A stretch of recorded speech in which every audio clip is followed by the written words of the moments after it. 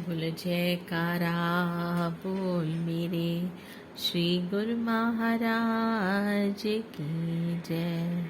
श्री अमर ज्योति दर्शन ग्रंथ श्री आनंदपुर चित्रकला कंटिन्यूड। महापुरुषों के वचन अटल होते हैं और प्रत्येक चित्र के चित्रण समय कुछ ऐसा ही घटित भी हुआ। प्रथम चित्र में उन्हें घने जंगलों में नाग देवता का चित्र बनाना था, तो सचमुच ही नाग देवता कला विभाग के नीचे खुले प्रांगण में आकर कुंडली मारकर बैठ गया।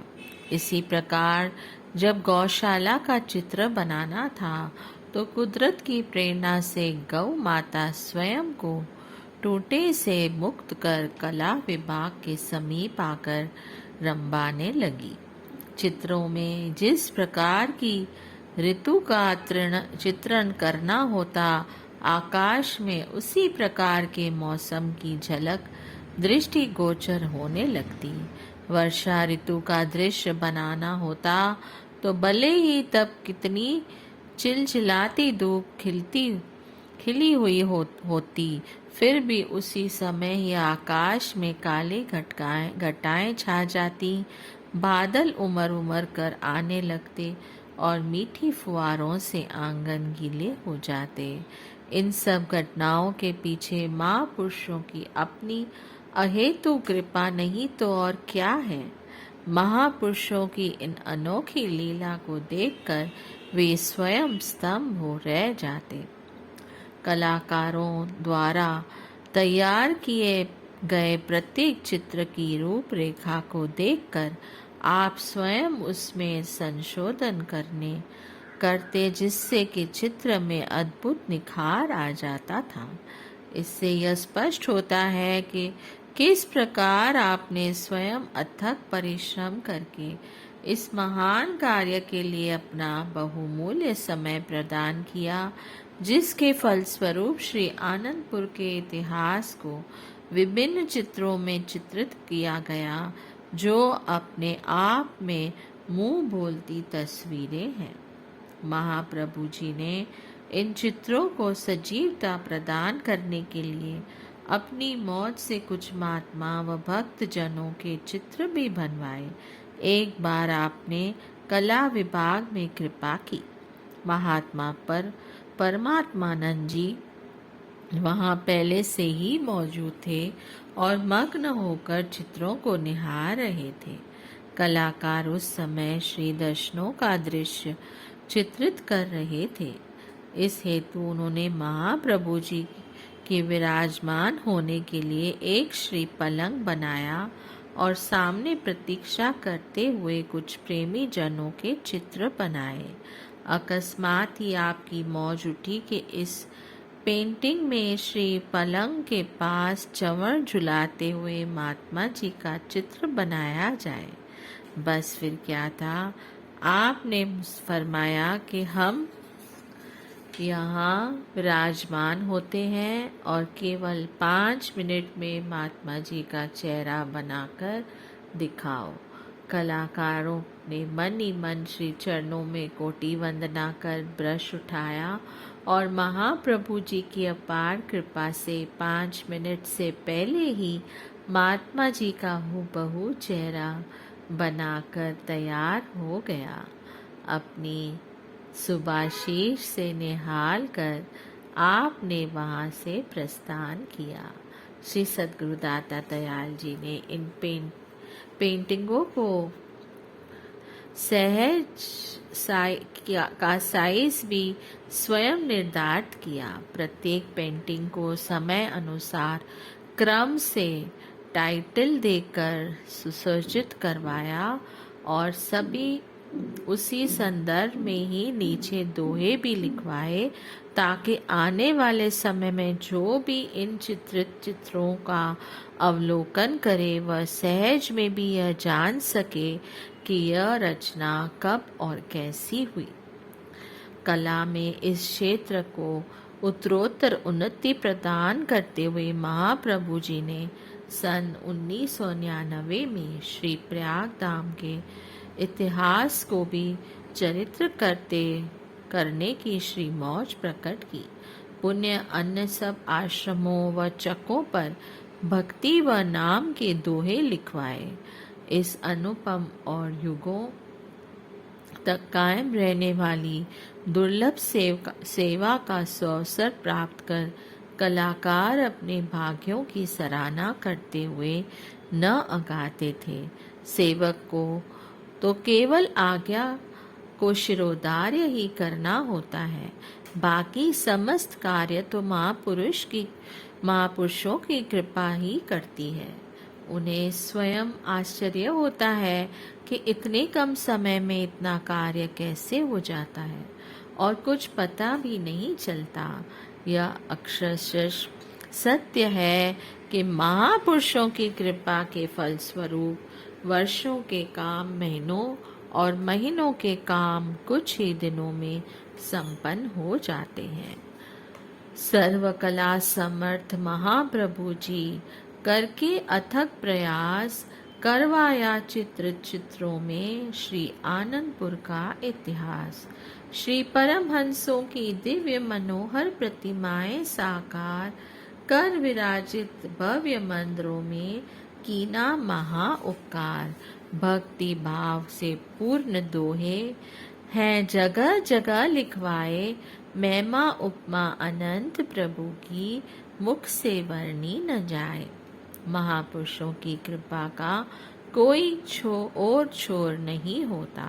उनकी दया दृष्टि से मरुभूमि में मधुर जल के चश्मे बहने लगते हैं, बंजर प्रदेश लहलहाने लगते हैं। माया की चकाचौंध में भ्रमित जीव भक्ति पथ की ओर अग्रसर होने लगते हैं। गम व दुख से भरे जीवन में सुख की प्रभात हो जाती है।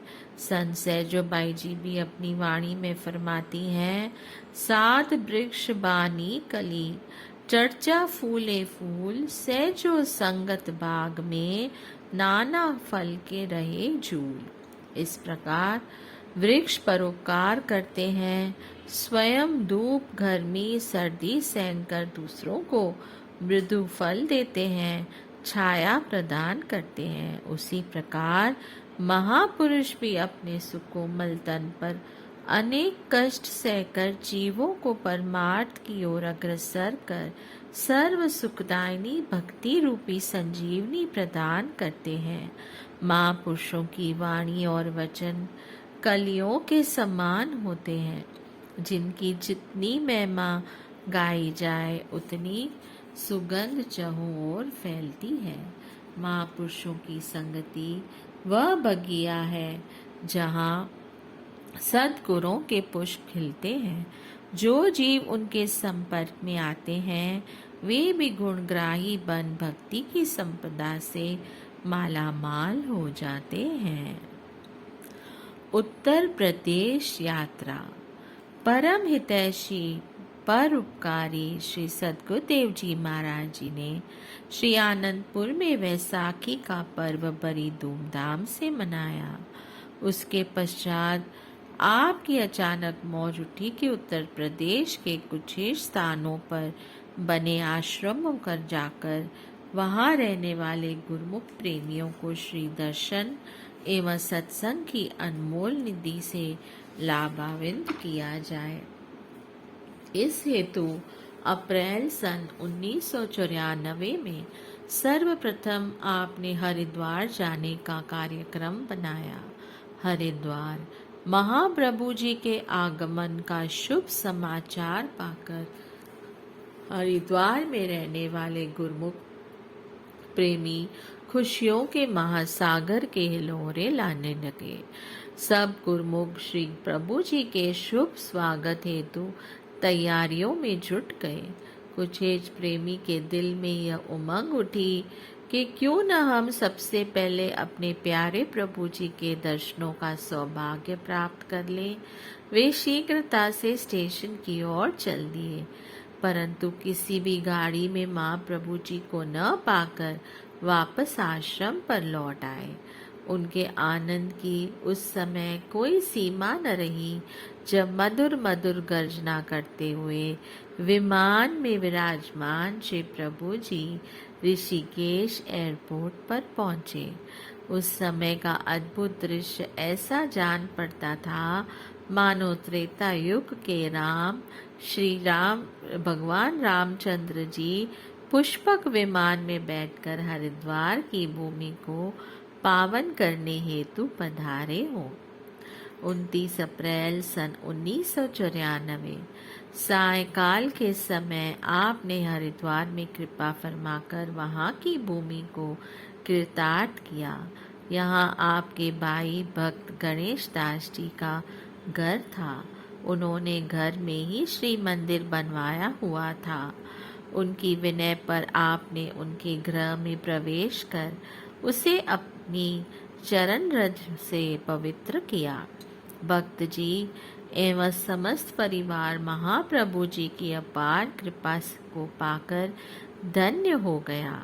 समीपी गुरुमुख प्रेमी भक्त जगदीश चंद्र अरोरा जी और उनकी भक्त्यानी बिमला का घर था।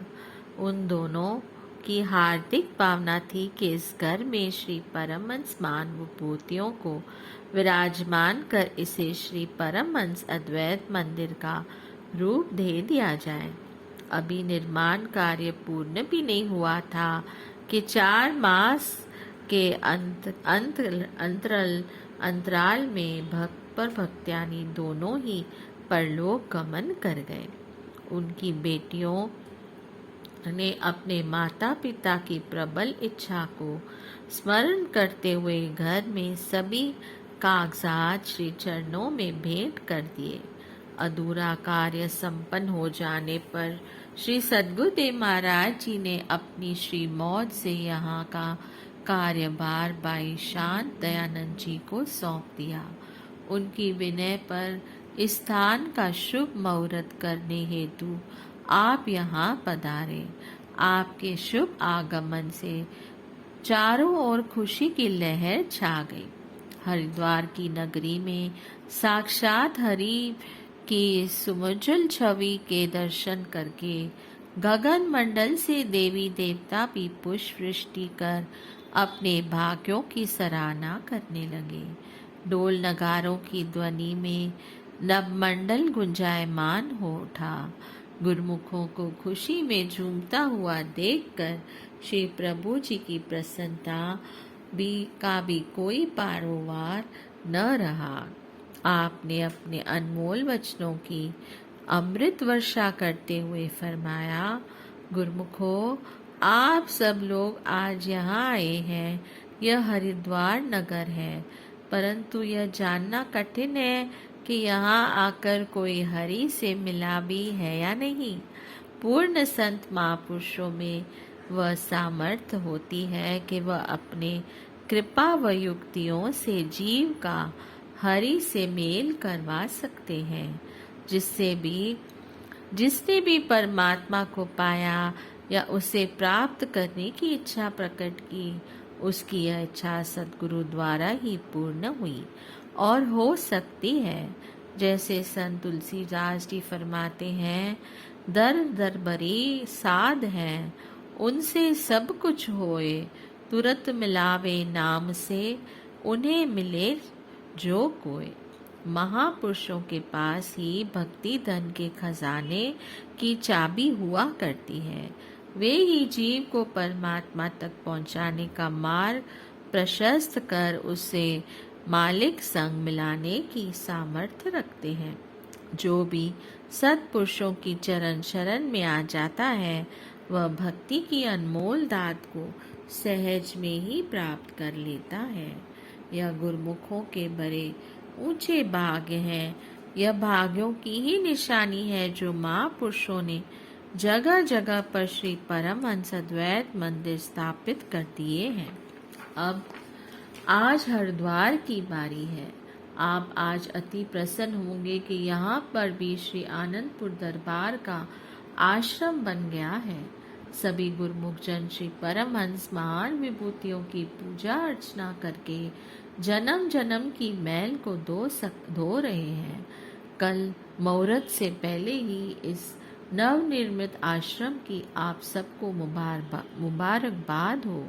अब हरिद्वार में गुरुद्वार खुल गया है। जो गुरुमुख यहाँ श्रद्धा और विश्वास से परमहंसों की श्री आरती पूजा करेंगे, उनका निश्चय ही कल्याण होगा। पावन श्री वचनों को श्रवण कर प्रत्येक गुरुमुख के हृदय में अपार आनंद समा गया। हर्षित होकर सब एक दूसरे को बधाइयाँ देते हुए सतगुरु महिमा के गीत गाने लगे और मुहूर्त की तैयारियां करने लगे। श्री मंदिर जी को पुष्प लड़ियों से खूब सजाया गया। बोलो जयकारा, बोल मेरे श्री गुरु महाराज की जय। जय सच्चिदानंद।